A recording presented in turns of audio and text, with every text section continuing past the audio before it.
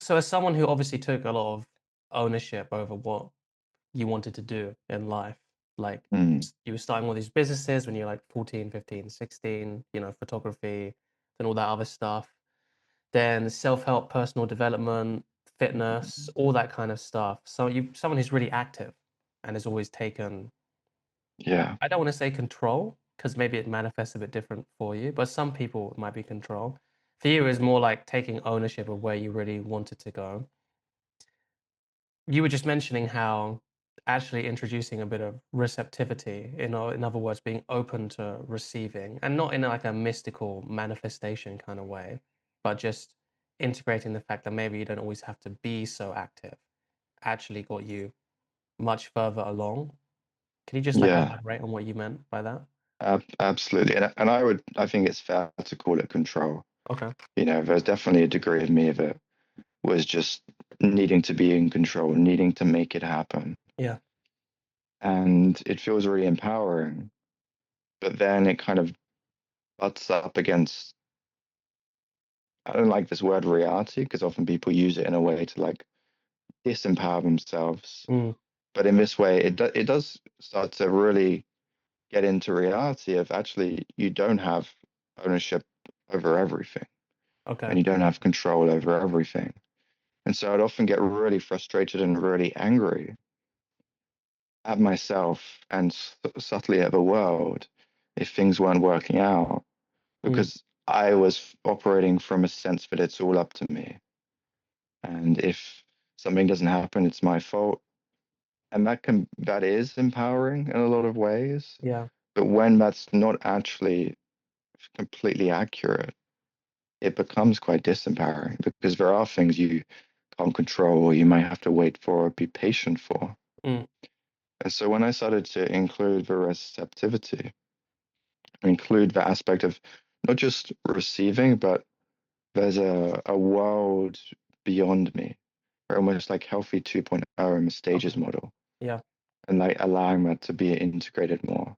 There's systems beyond me, there's other people who aren't me, which we obviously know, but almost the integrating that truth within my internal world.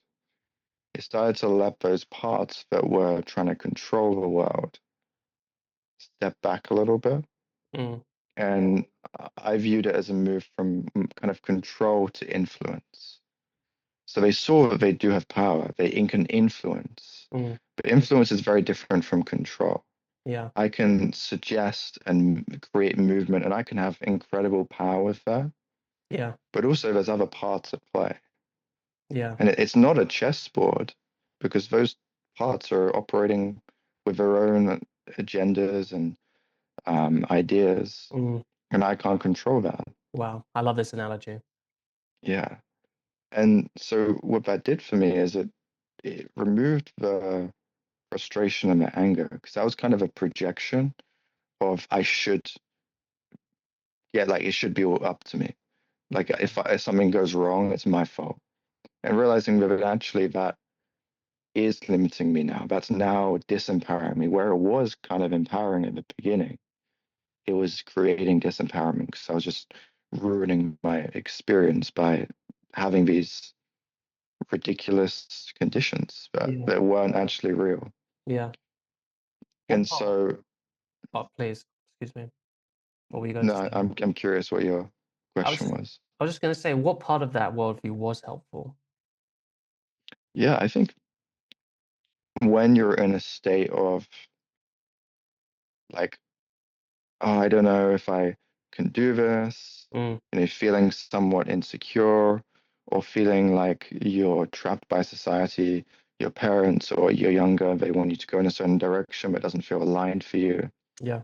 It's natural to take full control and go, no, this is up to me and I'm going to do this, this, and this because you don't want the receptive powers to actually draw you in something you don't want to do, right? You don't want the pressure from parents or society to be as strong because it doesn't really align with what you want, right? So kind of rejecting that Mm, creates power because now it's all up to you.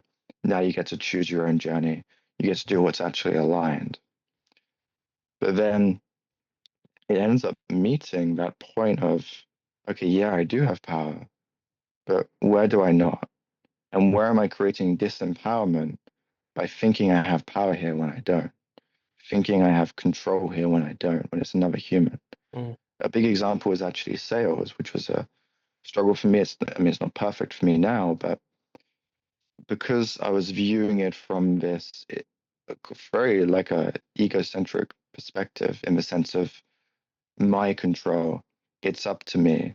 mm, There was a dismissal internally of another human, right? Another human that's got their own agendas, wants, and desires, mm, that has their own communication style, that operates from their own agency.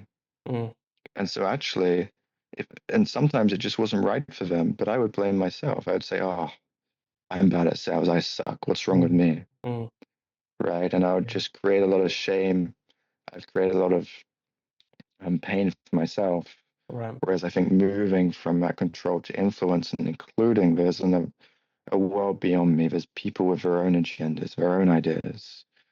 It allows you to integrate healthy power, like I do have influence here, but not reject that other people do too, that there is a living, breathing world. yeah, And in many ways, I'm curious to hear your perspective.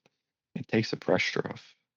It's not all up to me anymore. right, That I can actually be supported, yeah, that I can actually let things happen mm. without just being passive, but there is a sense of things can happen for me as well. So how do you avoid that trap actually? Because I know I'm speaking from experience of our Budapest days. If you guys want to know more about Yeah. our Budapest period, then you can look at that podcast mini series about unlocking your ideal self that I have on my channel. Um, I recommend it. But for us in Budapest, we were scared of actually making this step, or maybe I was, but Mm, I'm just kind of speaking from how I know about you, because we were afraid of suddenly just becoming more passive and losing our drive and our motivation yeah. and becoming less productive and not moving to get our goals and all that kind of thing. So, how would you speak to that concern about how we work? I think it's real Yeah. in the sense that it operates like most things in a pendulum, Mm. right? And you know this too.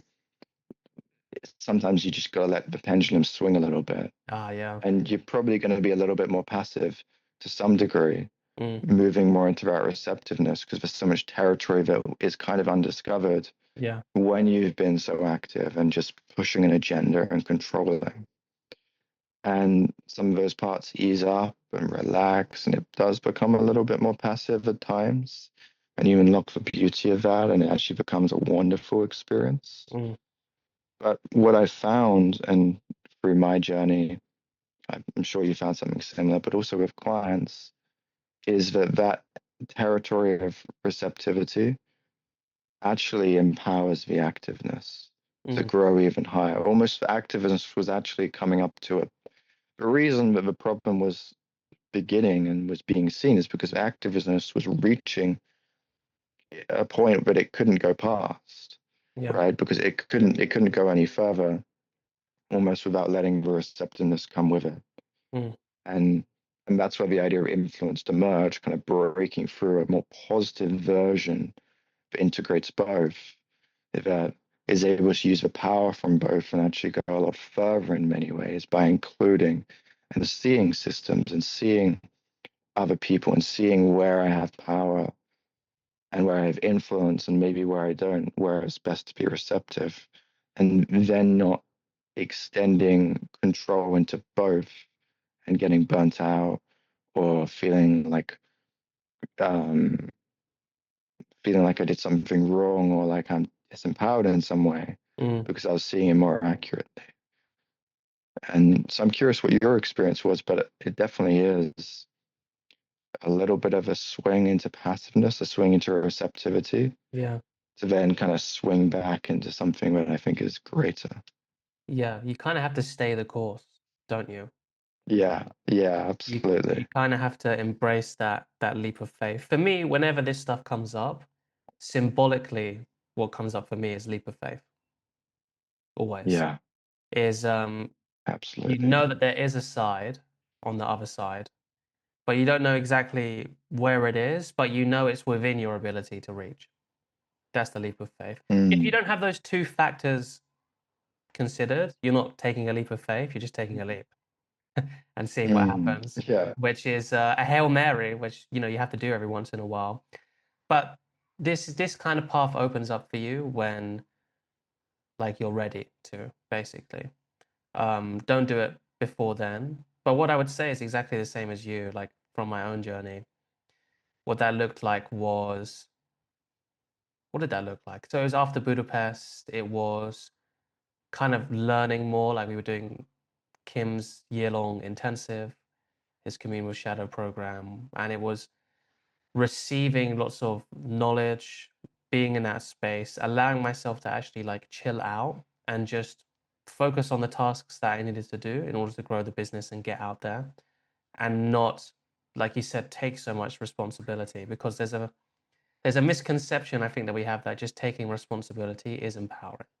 It should be like most of the time, but actually, if you're taking responsibility for something which isn't your responsibility, that's inherently really disempowering, because you're saying this thing is up to me when it's not.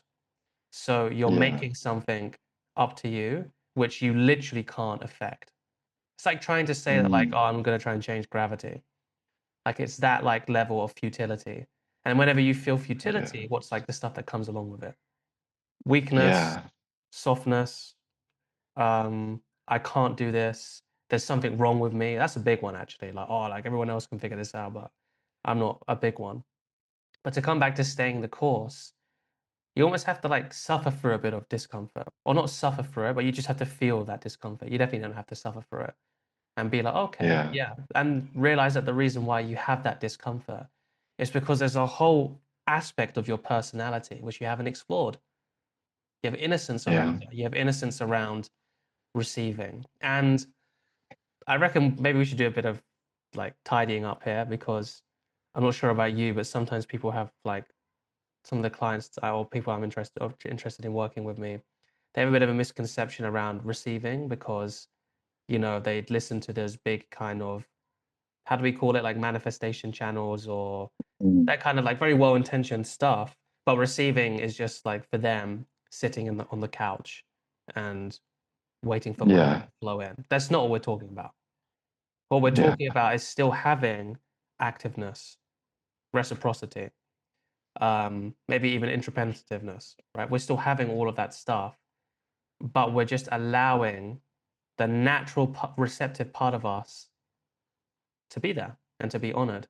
Because Yeah. what changes when you can do this? I remember you were telling me about this actually when I was in, this is around Thailand time. You were saying that it just makes, it was something along the lines of, and I'm not sure if I'm remembering it correctly, is when it's easier to receive, like it's easier to receive. It's easier to Mm, receive a payment, you know, yeah. for a job well done. It's easier to receive praise, which if he wants to go back into the productivity, pipeline, that means it's easier for you to rest and recover, which makes you more Yeah. productive, right? You're Yeah. easier to receive pampering. Again, rest and Mm, recovery. It's easy to receive. So, I mean, this is actually maybe in your relationship, but for me, who was dating, still dating at the time, it's easier to receive affection and the other person's interest in you, right? Rather than yeah. having to try and control everything and be like, we got to make sure this happens, this happens, this happens, this happens. And then suddenly Yeah. you have access to a much more intimate connection with somebody, and you're not missing opportunities where you would have just tried to bulldoze it. I wonder who I'm speaking about Absolutely. there. Yeah. I don't know. I wonder who Rings a that is. bell. It couldn't be Yeah. me, right? Of But course those are not. like the more, I guess, those are the more tangible things. Like if you want to have do you have any tangible examples? Because really who I'm speaking to is myself, like all those years ago, who maybe really Yeah. knew there was something opening up, but was kind of not ready to make that Yeah. leap because it wasn't tangible enough. Do you understand what I mean? I absolutely understand. And another example is actually often a shadow pattern around receiving is people want to try to control it as well. Mm, So they don't count receiving properly, or they're not able to appreciate someone's positive intention unless it's perfectly Yeah. exactly what they want and within their Yeah. parameters. Yeah. And they'll interpret that person doesn't see and care about me because Wow. um they didn't do it perfectly how I wanted, Wow. right? Yeah. And so often this person feels like they're on their own, like they're not seen, they're not cared about, Mm. because they create conditions where the other person is always going to fail, Wow. which Yeah. is interesting. Yeah. So that's another version of it. Yeah. And I often think of, we spoke about what are we not speaking about here? We're speaking about, the manifestation channels. There's nothing wrong with that. But often I find a lot of these versions of receiving that make it bigger than it is Mm. often comes from where there's shadow in receiving. So we Mm. have to find a Overcompensate. way to compensate. Yeah. Yeah. Yeah. Instead of, like it's what's always interesting is some of these, not all of these, but often all of these people are now focused on billions, right? But receptive business, it's not, I'm going to live a beautiful life and maybe make my business really successful. Mm. It's now for them to feel like they received, it's like, oh, I'm going to be a billionaire. Yeah. It has to be I'm not grand. saying that's wrong, but it's got Yeah. to be, it often becomes so big. Becomes a fantasy, Bec- doesn't it? yeah, yeah, exactly. It becomes so big. And obviously, I think both of you believe in being limitless. Yeah. Absolutely. Of course. Go for it if that's in your path. But the key thing that we're trying to explore is that sometimes instead of being able to receive what's here, what's right there for you, Mm. right? In that moment, maybe you're building a business, and like you said, you're finding it hard to receive from clients. Mm. And actually, if you just were able to pierce through that shadow and unlock that organic receptiveness, you'd probably just feel really deeply fulfilled. And like there wouldn't be a resistance around that. And then what might happen? Well, you might just be able to just really have a great business that's meeting all your needs and more. You're experiencing plenty. I think plenty is a great word Yeah. rather than you're experiencing enough. Often feels enough is like just Barely there. getting by, Yeah. Yeah. and enoughness often I feel people are kind of, yeah, they're limiting themselves in some ways. But I like plenty Mm. where we have everything we would need and everything we might desire or want to some degree within a range of not overcompensation. And so often when we actually remove maybe those blocks or those resistances, that starts to happen. And that feels deeply fulfilling. And we don't need maybe more than that plenty. Whereas often when there's blocks there, Mm. we often actually almost try and control it. Yeah. We're trying to control our receptivity. It's interesting Make to notice that. absolutely sure that we receive what we Yeah, deserve, kind of, you know? yeah, exactly. The deserving one, that's another word for Yeah. often these people who have challenges will talk about it. And they're like, I'm entitled, I'm deserving of this. And absolutely that's true in many ways. Yeah. But it's often said because there is a block there, and actually that doesn't feel congruent. So Yeah. they have to say it louder and they have to say it with more force. Yeah. And they often like they do everything very hard, Mm. right? They receive hard, Yeah. if that makes sense, right? Mm. It's got This to is what be, I deserve, you know? yeah, And if you they're don't going to give make me the that, receiving happen. you're out of my life. You're not supporting me. Like that kind of, it's almost Yeah, like a harshness, isn't it? yeah. Yeah. Whereas I found often people where, and even for myself, because I've maybe had that harshness at times, probably in a different way. It was more towards myself and Yeah. towards what others owed me. Yeah. It seemed like There that. was a harshness in how I operated. Yeah.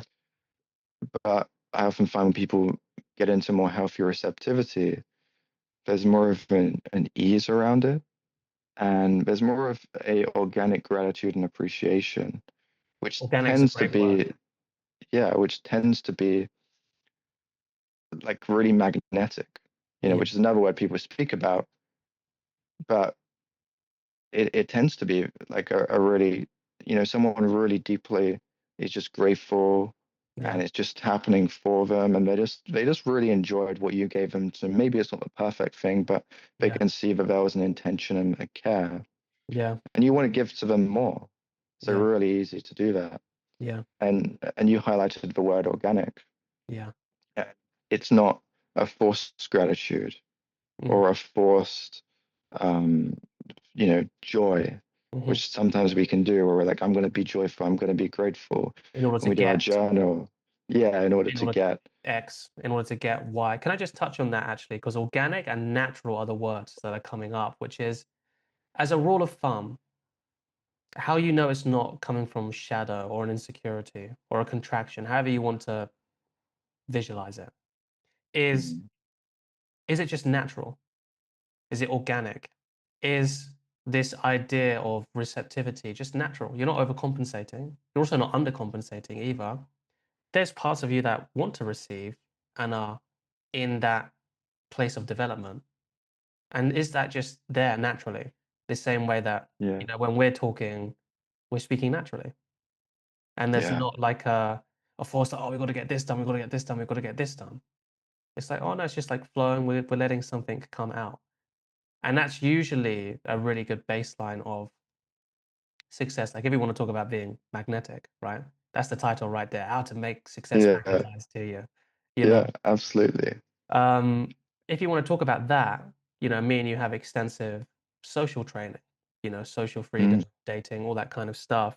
Really, the people that did the best in that world, regardless of gender, regardless of age, regardless of situation, what's the principle that tied it all together? From we learn from our mentors and just from our own experiences, is does this person feel really at ease in this environment? Is it yeah, natural? Is it organic? Right? It's not the person who is really bombastic and is really loud and is getting loads of attention. There is a certain exception to that rule, right? But those people are magnetic to other people that just have a fixation on that.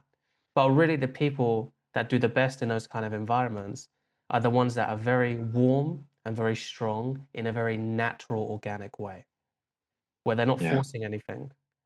They're not making attention go away from them, but they're also not making attention come to them, right? absolutely. And that, I think, for us, I mean, for me, definitely, but maybe it's for you too, was a very formative experience on when you're doing this deep personality work in a work self-actualization. That's actually the thing that most people want. And it's what our clients would say as well. At the start, like in social stage, they would say, what, like, I want to have like this type of relationship, or I want to have this kind of freedom socializing. I want to do this, and this. But what it really came down to was having a natural, organic ease in Mm, situations, and that comes with receiving. If you cut yourself off from that receptivity, from being able to receive, you're just pushing all of the time, all of the time. You're trying to control, you're trying yeah, to do this, you're trying to do that. In order for it to be natural, there has to be a completion of that loop. Like you mentioned yeah, intimacy beforehand, like yeah, being in a deep connection with someone. Like a lot of the time when I work with people, maybe it's just the archetype that I attract. So I want to get your thoughts on this. Like I just had a call with a guy, great dude. He's just telling me a bit about his relationship. And like so many people, usually the issue is around like receiving, you know. Sometimes it can be mm, active as well, like sharing. And in his case, it was a little bit like that. But receiving love when you're being vulnerable, receiving that space, yeah, receiving support, you know, and that's yeah, something which I think comes up a lot when it comes to whenever there's like almost like communication or emotional breakdowns in relationships. Is that kind of what you see as well from your clients? absolutely. Yeah. Often I find either people are trying to control the other person to Yeah. make the receiving happen. Mm, Is often when they're being active to make the receiving happen. yeah. Or they sometimes go even the other way of like getting angry at this person and but also being very passive. Mm, And they almost like they have to know exactly what I want without me saying, or I haven't received. It's another yeah. one. And the kind Yeah. of two different polarities. One is Yeah. I'm gonna make it happen. The other one is I'm not gonna do anything and I'm just gonna this receiving must happen. Otherwise I'm And what happens with that one is they reaffirm a story of they're not loved, they're not cared for, they're not Yeah. receiving because the condition is so high. But I absolutely agree, and it seems to be a big thing with intimacy and relationships. Mm, Um, and often both partners are struggling with it in some way, and even the attachment styles are subtly built on it. Like you might see avoidant often it's that they feel like they can't receive, so they maybe run away from it a mm, little bit, or have some condition of they're not good enough to be this, and so the natural thing is to just break away before it gets too sensitive or intimate. yeah. And then the anxious might be around more of the opposing thing of I need them to do it in a certain way to validate and fulfill my receiving needs, which have been become very, very big to meet the conditions, to validate the story of an I am actually good enough, I am actually worthy, right? And I need to keep filling that up to reaffirm that I'm actually okay. And when that's not filled up, I feel incredibly anxious or Mm, worried, mm, and feel and fall back into that negative storyline. yeah.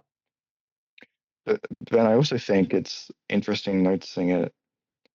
We spoke about a little bit before in business, in that version of relationship as well, right? And I think we've noticed it with probably within ourselves and actually probably within um, the kind of lineage and company we came from. It was all about doing such, creating the best product, doing this activeness to receive in some ways. Mm, And that's a hugely positive part of that, right? It's absolutely something that I think is held um, it's very to such valuable, a, isn't it? yeah, it's extremely valuable for me. I'm sure it's extremely valuable for you. Mm, But I definitely noticed that for a long time, I would need to do perfect to feel like that call was worth the price that I set at, even if yeah. initially it wasn't a very big price, Mm, right? And I would often feel like guilty or worried, like, is that enough? Even if they had a huge breakthrough. mm, Or actually, I remember at the beginning, they ever had to have some insane life changing breakthrough. mm.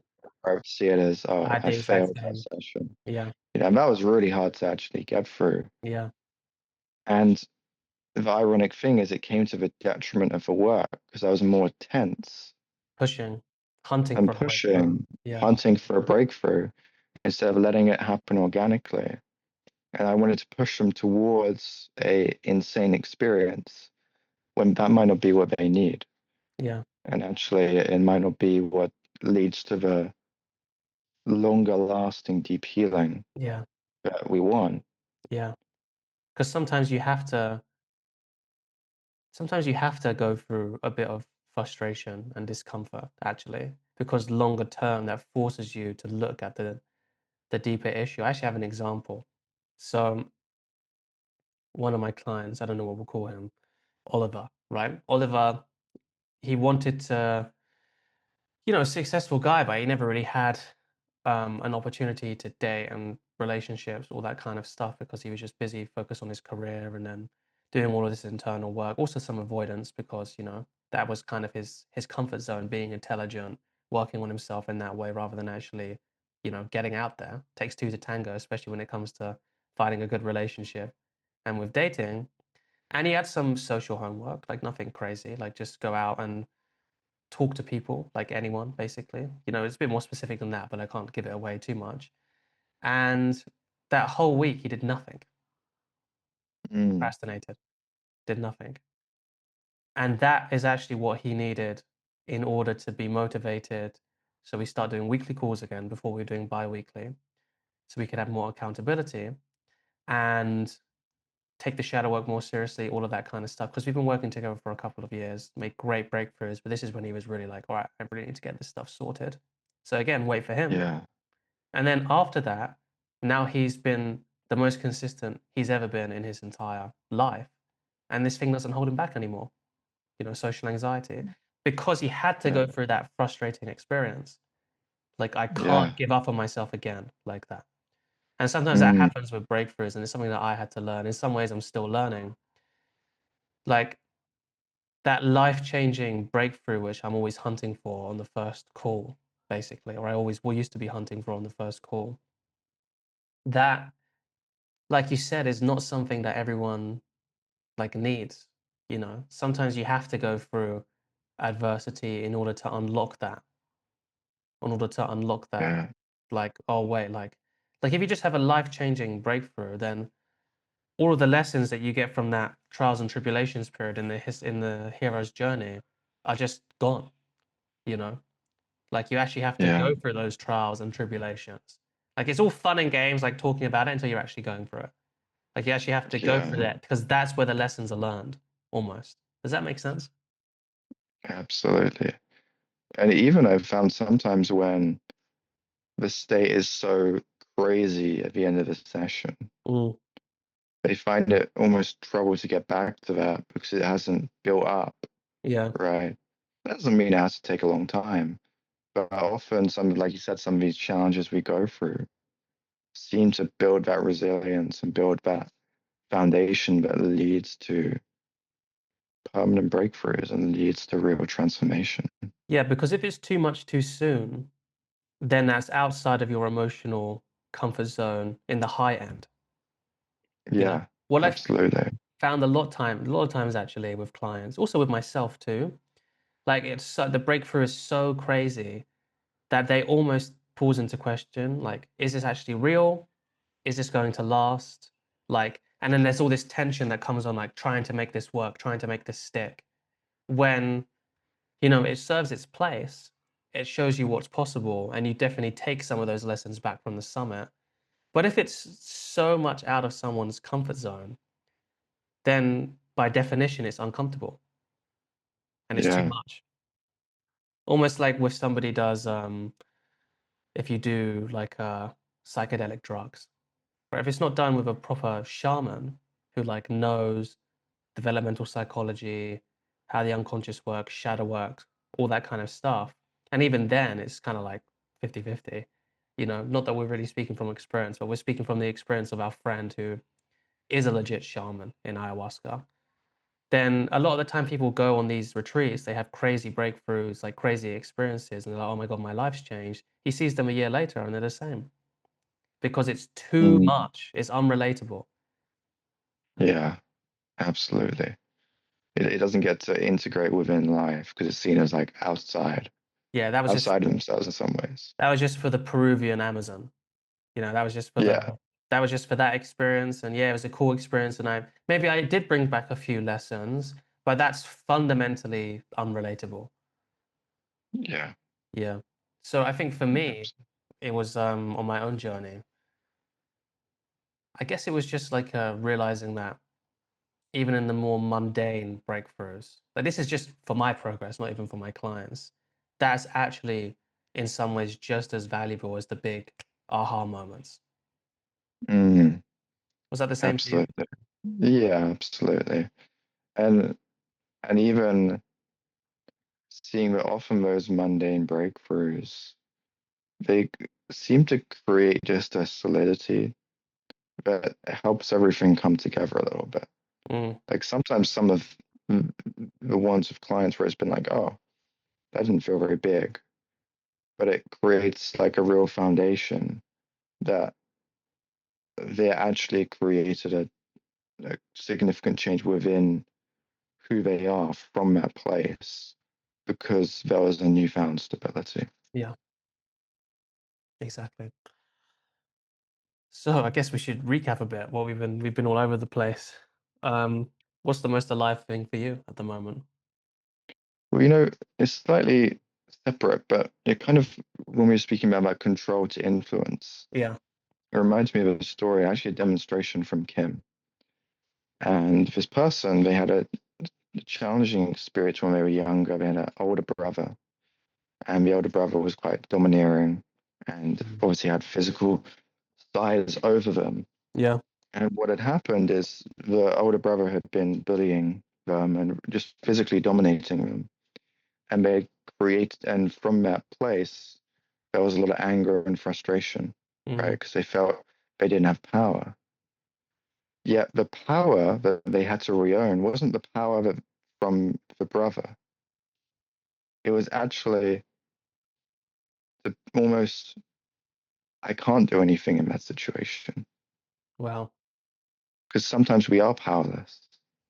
Yeah. And what was happening in that got us here is this person was feeling a lot of anger towards people who aren't very nice politically, or they're not doing very good things to the world. And the reality is that power in those situations in real life is limited, Mm. right? We don't have quite limited power over what politicians might do. Mm. But the frustration and the anger was coming from he feels that he should have power there, He should have done right? something, right? Yeah, Yeah. should have done something, should have had power. And so the re-owning of the power in that situation was actually that he didn't. Yeah.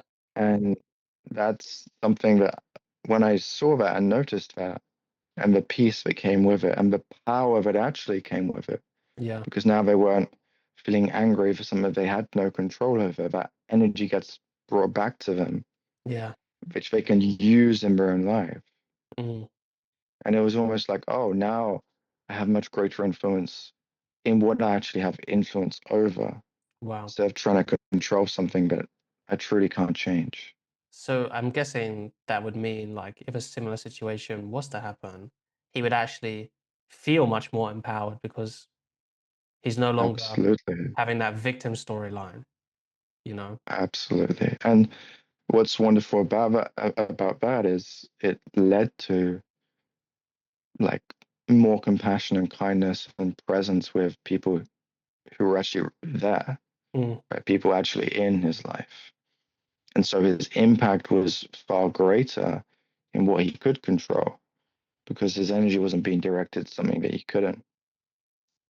And the reason I thought this was important and it was on my mind as we were speaking is that was a big part of the receptivity thing of, oh, I actually can't control everything. And we spoke about this at the beginning, but whether that's in love, where you're in a relationship and you can't control this person, they may have a change of heart, or they may go through something that means that they don't want to be in a relationship with you, Mm. or it just they may have different desires to you about what you want your future to look like, and your power over that is quite limited. Yeah. Yeah. And almost acceptance of re-owning of that can give us great liberation. Oh, okay, yeah, it is limited, Mm. and I can do with that whatever I like, but I Yeah. don't need to resist that. Yeah. And business too. Me and you have both been on this journey, Yeah. and we've been through many successes, and we've been through many times where it just hasn't clicked. Mm. And I remember there'll be months where it just wasn't clicking. Yeah. And I would try and control two things. I would try and control the outcome, Mm. and I would try and control my, how do I articulate this? My understanding that would lead to the outcome, Right. right? So I would be frustrated both that I wasn't getting the success that I wanted, but also that I didn't know how to get there. And the part of regaining that power was like, well, first of all, I can't control how many clients come each month. Yeah. There's a degree of influence I can have. Yeah. Absolutely. We're not becoming passive here, but I can't control some months do better than others, right? When Yeah. do people refer people? When do people come through the funnels? Yeah. It just sometimes it works out, sometimes it doesn't. Mm. Even if you're the best at that, even if you're an amazing marketer, there is degree of fluctuation. Yeah. So it was regaining that power and that influence. And then it was also regaining the power that, oh, I don't actually know how to solve this fully. And I don't even know who is going to help me solve this fully as well. And it was almost like, okay, well, that's okay. Mm, I'm going to do my best anyway to learn this. I'm going to do mm, my best to get better at this and learn from amazing people. But I don't need to be angry at myself for not knowing who to learn from, how to learn it, and what specifically to learn that's going to make this go from 0 to 10 or 0 to 100 or 10 to 100, you know? yeah. And that was actually almost a bigger regaining of control. But I actually, not only is it am I not getting the result that I necessarily want, but I don't actually know truly how to get that result Mm, or who to go to learn how to get that result. yeah. And reowning that power actually let me be a bit of a student in It's some almost ways. like re-owning the fact that you have innocence, Yeah, you know? like I'm just trying to figure this out, Yeah. Yeah. doing my best, That's why those having some internal successes. distinctions are so important, you know, because before that, if Yeah. when we didn't have that, everything was a shadow or insecurity, if you remember. Everything Yeah, was like a bad absolutely. belief that needed to be fixed. But once you Yeah. understand that you can have innocence in something, you know, by the way, it was a similar thing for my journey as well. Like, oh wait, like for me, I always go back to jiu-jitsu. It would be like me as a white belt entering a purple belt competition and then getting angry and feeling disempowered that I didn't win that, you know, Yeah. against people who have been training literally 5 to 6 times longer than me if I was just there for a year. So when you put it more tangibly like that, it makes perfect sense because that's what a lot of us are doing, really, isn't it? You know, in whatever issue that we're having trouble with, that actually brings it back to receiving because when you're in innocence, you have to receive experience, receive knowledge, be that like that sponge in order to not have innocence anymore. Like there's Yeah. no other way to get it. You also have to be active. Like all of it's integrated. But that's a super important part to realize, like actually realize where you are. Like I actually literally just jumped off a call with an old client, just like a check-in thing for him. And he was like, oh, like I want to do all this stuff in the future, but right now I have to wait. Like all my money's in property. Like I can't, like I have to wait until the right time. Otherwise, I won't get the good price, and I have to work now. I'm like, yeah, you do. Like that's the phase you're in, Yeah. you know. And it was really disempowering for him, and we didn't fully get through the breakthrough, just to be perfectly honest. To see, to like think that he could be doing something else, but the Mm. but the realistic logistical situation that he had was we have to wait for that property's value to build, basically. And in that time period, we also have to get cracking with this other work because we don't have access to that money. So we need to support ourselves and grind so that when that time does come to sell, we have a really good springboard to do whatever we want to do, you know? Yeah. And resisting that actively takes away your energy, takes away your power because you're under the illusion that there is something different to be done here when there's not. There's like Absolutely. just the reality of the situation. Like it would be very disempowering reality to like try and turn the light on with your mind, and then you can't. And then all these Yeah. storylines, oh, I'm not good enough, like all that kind of stuff. Like it's that kind of Mm. exercise in futility that Yeah. sometimes taking our foot off the gas, being less active actually opens up for us. Yeah. And sometimes it even clashes on a mental construct level, Mm, right? Because when we do the work, it tends to not clash of limitless empowerment and being able to receive and just let things be as they are, mm, right? Or noticing where we don't have full power. Because someone who's got maybe a construct of I am limitless, right? Which I believe it's what I work with people to do. yeah, They might respond with resistance to I can't do that or I don't have power over this. So and I know you have power over everything. yeah, But I find that as a different that's a top-down yeah, limitlessness compared to bottom up, yeah, where if we actually just work through and break through the limits and see what emerges, right, mm, where you're constructing your own limits. Yeah. then we really often lead into a lot of power and empowerment. But if we take a top-down view of I can control everything Yeah. and I am powerful, I can control everything, we try and put that on everything. Yeah. We often create a lot of frustration when that belief, because that's a belief, You're comes up shoehorning that against the belief. world. Yeah. Yeah, just like try and it becomes, I mean, you always love to use this, and I think it's amazing, anti-fragile. Right? Mm. This becomes very fragile, whereas Yeah. this is anti-fragile, Yeah. right? Yeah. The top-down perspective is fragile because eventually, when it meets enough resistance of the world we live in, where you do probably get some kickback and some pushback, and you don't always Mm. have power, You do run and it into meets limits. that, and it breaks, and Yeah. you're going to go, oh, and you might take on the reverse belief of I have no power, I'm right? severely Which limited. is also not true. I'm Yeah. limited, Yeah. right? And so often the limitless thing comes up as a overcompensation when it's done as a belief. Yeah. But when we break it from bottom up and we actually just break those limits Mm. without making it, you have to be empowered, you have to be limitless. But we just work on breaking and expanding the upper comfort zone and the upper experience, it often becomes much more robust. And the reason that came to my mind is one of the areas that I've noticed that I have tried to control and that clients will often try to control, and I wonder if you can relate to this, is when they get into internal work and they realize, oh, I have a power here Mm. over my beliefs and constructs, which is absolutely true. It then becomes, because I have a power here, that means I have full control over everything internally. Mm.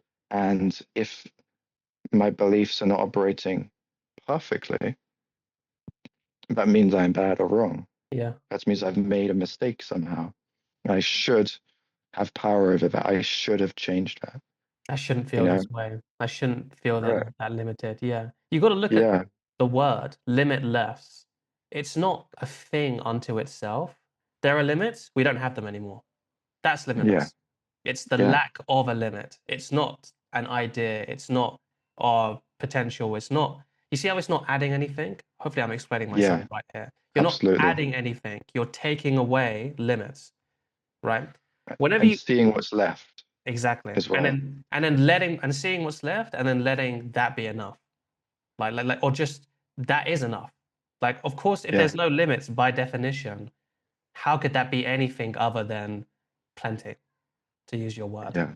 Like, how could that be anything else? Like, whenever you're adding a concept, like adding strength, like adding something like that, how about we just remove the things that are stopping us from being strong? Yeah. Now we're getting into more advanced territory, but that makes something anti-fragile because Yeah. if you're adding something, what you're doing is you're adding an idea into like the recipe, and as Mm. soon as life doesn't reflect that topped down idea in just the right way, even if it's still positive, but it's just slightly different. I mean, me and you have seen it from our own journey and with clients who've come to us. Then most often is that you like springboard back down a few levels, like a shadow crash or an ego crash, because this thing which was the cornerstone of what you thought made you you, like I'm just like super strong. I just say it how it is. I'm just super masculine, Like in our old company, that was a big one. But then because that idea is inherently fragile because it's adding rather than just removing the blocks that are stopping you from being that, then it also shows up in behavior, like bit of extra tension, bit of Yeah. extra protectiveness. Like you were talking to me about a friend the other day that you've had back in where you're staying in Vietnam. And he was a strong dude, but like had a bit of extra protectiveness. There's a bit of that extra tension. Yeah. Even he would take offense of things when things really weren't any when he was safe with you, when he was safe with you. Excuse me, I'm tripping over my words. When he was, fine. But there was just that extra sensitivity because, he was a fighter. And I know a thing or two about fighters because I used to grow up around them. A lot of it's coming from needing to prove that they are that guy, needing to prove Mm. that they are this person. And whenever you need to prove, whenever you're adding, "Oh, I'm strong, you know, I'm tough, I'm a fighter," whatever that kind of stuff, then anything that doesn't fit that added idea is just taken as something that needs to be defended. And if you're Yeah, always defending, then you're always vulnerable. absolutely. Anything else? I think that's the good end. Okay. Super honored to have you here. Listen, when if you're listening to this, me and Cameron both, go and check out Cameron's channel if you haven't. Hit that subscribe button. I've got all of his links in the comment below and the description below. Um, we have this episode dropping same time every Friday. So if you're a fan of the podcast, it'll be there. Anything from you, good sir? Yeah, if you're watching from my channel, be sure to check out Aaron's channel. He's got some amazing videos, different flavor, but very, very similar in many ways. Yeah. And so appreciate you all. Yeah. Have a wonderful day.